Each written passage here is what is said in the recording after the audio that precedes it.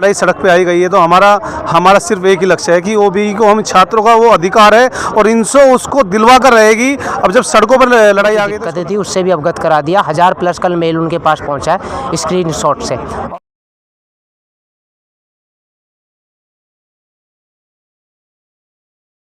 Video में बोले गए शब्द वक्ता द्वारा खुद के अपने व्यक्तिगत विचार हैं, जिससे सुपर जस्टिस न्यूज चैनल का कोई भी प्रत्यक्ष व अप्रत्यक्ष रूप से संबंध नहीं है। नमस्कार दोस्तों, मैं राजशेखर और आप देख रहे हैं सुपर जस्टिस न्यूज। इस समय मौजूद हैं जंतर मंतर पर, जहां पर आज ओबीई की मांग को लेकर सभी छात्र जो हैं सड़कों पर उमड़े हुए हैं। ये वो आंदोलन है जो एक छोटी सी जगह से शुरू हुआ और आज जंतर मंतर पर पहुंच चुका है। प्रशासन चाहती तो ओबीई की मांग को वहीं पर मान के और छात्रों की जो है राहत दे सकती थी, पर न जाने क्या प्रशासन के आगे कमी सी लगी जिसके कारण आज छात्रों को जंतर मंतर तक पहुंचना पड़ा। हमारे साथ अंकुर धामा जी हैं जो कि इंसो से हैं, तो इनसे जानना चाहेंगे कि इनकी आज की रणनीति क्या है और कैसे कैसे आज का जो इनका प्रोग्राम जो ऑर्गेनाइज किया इन्होंने। देखिए, जिस प्रकार से आपको जानकारी है कि आप प्रथम दिन से ही इस आंदोलन को कवरेज कर रहे हैं और किस प्रकार छात्रों का बड़ी संख्या में आना, और सिर्फ इसलिए कि हमारा ओबीई हो जाए, क्योंकि जितनी भी समस्याएं कॉलेज यूनिवर्सिटीज़ खुलने के बाद जो समस्याएं पैदा हुई हैं उन सभी का समाधान सिर्फ ओबीई ही था। पर हमें उम्मीद थी कि हमारे वीसी बड़े अच्छे हैं और हम छात्र हैं, हमारी मांग मानेंगे, क्योंकि छात्रों से ही यूनिवर्सिटी चलती है। पर जिस प्रकार उन्होंने हमारा 1 महीना भी ख़राब कर दिया और आज तक भी बात वहीं की जहाँ से शुरू हुई थी वहीं पर आगे ख़त्म हो गई। उसके बीच धारा 144 भी लग जाना और 188 भी लग जाना और उसके बाद 18 छात्रों पर FIR भी दर्ज हो जाना, कहीं ना कहीं ये शर्मनाक है। यूनिवर्सिटीज़ को ये तो पता है कि 1990 के बाद ये ऐसा इतना बड़ा आंदोलन हुआ है कि कहीं ना कहीं ये चुपचाप यहाँ दब जाए और दबने के बाद हमारी जो लापरवाही है वो ऊपर तक ना जा पाए। यही कारण रहा कि हम जंतर मंतर आकर इस आवाज़ को ऊपर तक बुलंद करना चाहते हैं। तो क्या लगता है आज जो आपने आंदोलन जंतर मंतर तक पहुंचाया है, तो इससे कितने हद तक आपको राहत मिलेगी यहाँ से प्रशासन? देखिए, मैं अकेला या मेरा संगठन इंसो शुरू से लगा हुआ है, बाकी साथ साथ जैसे भाई हैं पवन जी, और काफ़ी पुराने आंदोलन भी किए हैं और अभी भी छात्र एक्टिविस्ट हैं। बहुत सारे लोग यानी अन्य और संगठनों से भी सब ने मिलकर कोशिश यही चाहिए कि ओबीई हो जाए, पर नहीं हो पाया। तो कहीं ना कहीं ये लगता है कि प्रशासन जो है ढीठ हो चुका है और वो मानने को तैयार नहीं है, क्योंकि आज इस हद तक आपको आंदोलन तक रखना पड़ा, जंतर मंतर तक पहुंचना पड़ा। तो लगता है प्रशासन आपकी मांगों को मानेगा? देखिए, मैं आपको बताता हूँ, हमारे पास आपने कल भी देखा होगा वाइस चांसलर साहब कहते थे कि हमें तो पूरी प्रॉपर हमारी ऑफलाइन क्लासेज हो रही हैं, कोई दिक्कत ही नहीं है किसी छात्र को। लेकिन कल उनको जो छात्रों की दिक्कतें थी उससे भी अवगत करा दिया। 1000+ कल मेल उनके पास पहुँचा है स्क्रीनशॉट से। और अभी हमारा 2 बजे का टाइम है, एजुकेशन मिनिस्ट्री में हमको बुलाया गया कि जो समस्याएं हैं हमें बताइए विद प्रूफ। तो हमने करीब 270 पन्नों का एक स्क्रीनशॉट लिए हैं बच्चों के और उसमें प्रॉब्लम्स लिखी हैं और ज्ञापन लिखा है। तो वो एजुकेशन मिनिस्टर तक जाएंगी, उसके बाद यूजीसी फॉरवर्ड होंगी। यूजीसी फिर पूछेगा कि भाई आप तो कहते थे कि ऑफलाइन क्लासेस प्रॉपर चल रही हैं, आपके तो प्रोफेसर्स ऑफलाइन ही क्लासेस नहीं ले रहे हैं, रात को 8:30 बजे रख रहे हैं, बच्चे को आपने टाइम दे दिया, उस टाइम पर आपकी क्लासेस स्टार्ट नहीं हो रही है। तो ये सारी चीज़ें पूछी जाएंगी ना, तो हमारे ये वैलिड मुद्दे हैं। अब एक चीज़ ये बताइए कि छात्रों को तो आपने चलना सिखाया है सड़कों पर और आप उनको बोलने लगे एवरेस्ट पे चढ़ो, चढ़ जाएगा क्या छात्र? बिल्कुल नहीं चढ़ सकता। आपने जब ऑनलाइन पढ़ाया है बच्चों को तो ऑफलाइन कैसे दे सकता है वो? पर प्रशासन तो साफ साफ ये कह रहा है काफ़ी इंटरव्यू में कि ऑफलाइन क्लासेस चल रही हैं और एग्ज़ाम भी ऑफलाइन होंगे। ओबीई की मांग को कभी भी माना नहीं जाएगा। मैं तो प्रशासन को एक चीज़ बोलता हूँ ना, आपसे क्या बोलता है, मैं आपको क्या बोल रहा हूँ, वो तो सब बेकार की चीज़ है ना, दूर दूर बैठ के बोल रहे हैं। वो एक मंच पर आएँ, सारी मीडिया को बुलाएँ, वाइस चांसलर साहब आएँ, उनके जो भी आना चाहते हैं सभी आएँ और उधर से हम लोग आएंगे। बच्चे अपनी प्रॉब्लम रखेंगे, हम प्रॉब्लम रखेंगे और विद प्रूफ रखेंगे, तब समझ में आएगा ना। तब आप डिसाइड करना, आप लोग डिसाइड करने वाले हो कि कौन गलत है कौन सही है। बोलने से थोड़ी कुछ होता है। आप कहीं भी कुछ भी बोल दो, बंद रूम में कुछ भी बोल दो, आपने जिनको असाइन किया हुआ वो आपको कैसी इन्फॉर्मेशन देते हैं, इससे फ़र्क नहीं पड़ता ना। फ़र्क ये पड़ता है जब तक आप सामने नहीं आएंगे, सुनेंगे नहीं। आप बैठिए ना, मंच पे आइए, सारी मीडिया को बुलाइए, हम आपसे पूछेंगे, आप हमसे पूछिए, तब आप अपने आप को सही प्रूव कीजिए, हम अपने आप को सही प्रूव करेंगे। सबको, पूरे देश को समझ में आ जाएगा कौन गलत है।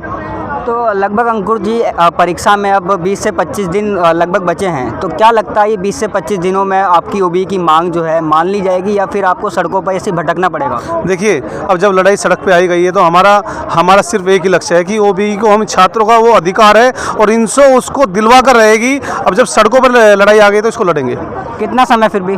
देखो, लोकतंत्र में कोई समय नहीं होता कि हो जाए, क्योंकि दूसरों के एक बाबा साहब का एक संविधान है, उसमें एक हर व्यक्ति का या हर एक का एक दायरा तय कर दिया गया है। उसी लोकतांत्रिक तरीके से हम अपनी बात यहाँ तक पहुँचाने आए हैं और अहिंसा के मार्ग से हम चाहते हैं कि हमारी बात सुनी जाए और छात्रों को ओबीई की समस्या का जो यूनिवर्सिटीज़ खुलने के बाद जो समस्या पैदा हुई है वो समाधान किया जाए। पर कहीं ना कहीं ये भी देखने को मिल रहा है कि डीयू से ज़्यादा संख्या में सोल में बच्चे पढ़ रहे हैं, उनके साथ भी सेम प्रॉब्लम यही है और कहीं ना कहीं डीयू से ज़्यादा प्रॉब्लम सोल के साथ हो रही है, तो उसमें आप क्या कहेंगे? बिल्कुल बिल्कुल, देखो जिस प्रकार 4.5 लाख स्टूडेंट एसओएल में पढ़ते हैं, मांग सिर्फ ये दिल्ली विश्वविद्यालय के रेगुलर के छात्रों की नहीं, ये एसओएल में जो पढ़ने वाले छात्र हैं उन्हीं की भी यही समस्या, उनकी तो और भी ज़्यादा समस्या। उनको तो मटेरियल ही प्रोवाइड नहीं हुए हैं, उनकी तो क्लासेज ही नहीं चल रही हैं, उनको यही नहीं पता कि उनकी क्लासेज कहाँ है और किस टाइम है।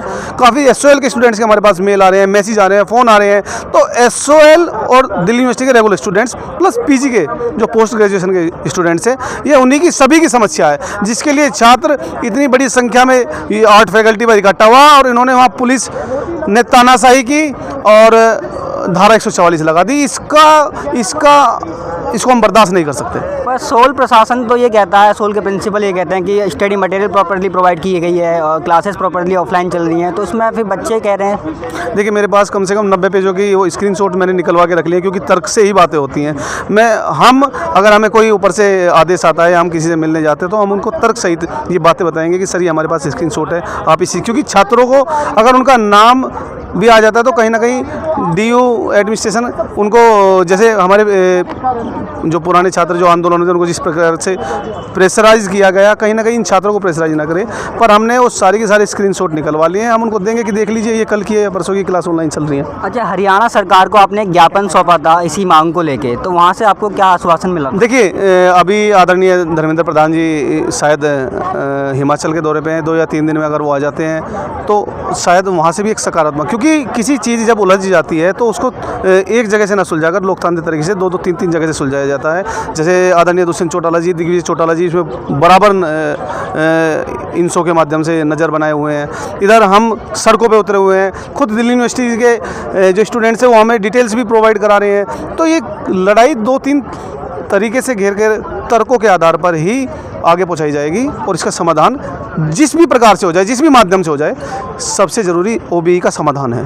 तो अच्छा, आखिरी सवाल ये है कि जैसे कि अनिश्चितकालीन धरना हुआ, उसमें मांग थी ओबीई की जी, पर उसको ख़त्म कर दिया गया, तो क्या ये आंदोलन जो है ओबीई के बिना ख़त्म होगा या ओबीई लेकर ही ख़त्म होगा? नहीं, ओबीई लेकर ही ख़त्म होगा। जिस दिन देखो लड़ाई का ये नहीं होता कि हार होगी या जीत होगी, पर लड़ाई लड़नी पड़ती है। अगर उन्होंने वहाँ पुलिस से फोर्स भेजी है, धारा 144 लगाई है, तो हम भी यहाँ अपनी आवाज़ ऊपर तक पहुँचाएंगे। देखिए, मेरे पास अभी एक स्क्रीनशॉट है, ये अभी क्या नाम है, ये देखिए 12 अप्रैल की ऑनलाइन क्लास है। मैं चाहता हूँ कि आप इसको दिखाओ, ये एक हकीकत है जो कहीं ना कहीं वीसी के पास तक नहीं पहुँच पा रही है। वो तो ये बोलते हैं कि हम अभी ऑफलाइन क्लास चल रही है। हम देखिए, अगर मैं झूठ बोल रहा हूँ तो ये ऑफलाइन आप देख सकते हैं। मैं चाहता हूँ कि आप इसको कैमरे पर दिखाएँ। इस प्रकार से बहुत सारी चीज़ें ऐसी हैं कि एडमिनिस्ट्रेशन को कुछ और इन्फॉर्मेशन है, उनकी हम वीडियोस देखते हैं तो उनके पास वो कुछ और बताते हैं और ग्राउंड पे कुछ और है। तो मैं चाहता हूं कि जो कोऑर्डिनेशन खत्म हुआ, कृपया करके वो बातचीत बनी रहे और समाधान ओबीई के लिए हो, क्योंकि ये छात्रों की उचित मांग है और मांगते भी नहीं हम, क्योंकि इलाहाबाद विश्वविद्यालय और क्या नाम है आपका बीएचयू और मुंबई यूनिवर्सिटी ने जिस प्रकार कर दिया, तो जाहिर सी बात है दिल्ली विश्वविद्यालय भी चाहता है। ओबीई होने से पहले अगर परीक्षा आ गई तो क्या छात्र परीक्षा देंगे या ओबीई का वेट करेंगे? देखिए, हम भी छात्र हैं, हम मांग सकते हैं और मांगने का जिस प्रकार हमें एक आधार या एक क्राइटेरिया है, हम उसी दायरे में रहकर ही ये चीज़ें कर सकते हैं। अब ओबीई देना या ना देना वो छात्रों को समझ रहा हो कि उनके साथ कौन सा संगठन शुरू से लेकर आखिरी तक रहा या इंसो ने उनके साथ किस तरीके से किया। अगर क्योंकि हम सिर्फ ओबीई की लड़ाई लड़ रहे हैं, चुनाव तो अब से 3 या 4 महीने बाद होंगे या होंगे भी नहीं, क्योंकि 2 साल से तो यही डूसू है जिन्होंने इस समय इस तरीके से मुद्दे को उलझा दिया। तो कहीं नहीं 4 महीने बाद देखेंगे, पर अभी तो फिलहाल ओबीई की डिमांड है। इसके लिए हम सड़कों पर हैं, जंतर मंतर है, जंतर मंतर से हमें जहाँ भी जाना होगा हम जाएंगे।